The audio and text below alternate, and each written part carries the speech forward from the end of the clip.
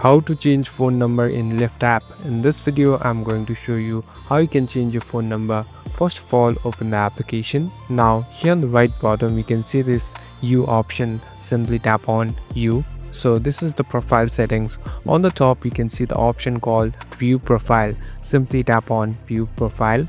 So here on the top at account settings you'll be able to see your info. Simply tap on your info.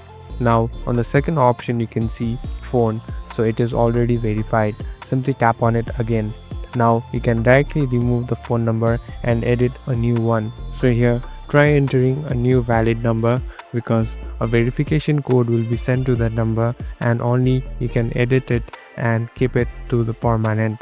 Thank you for watching this video. I hope this video will help you.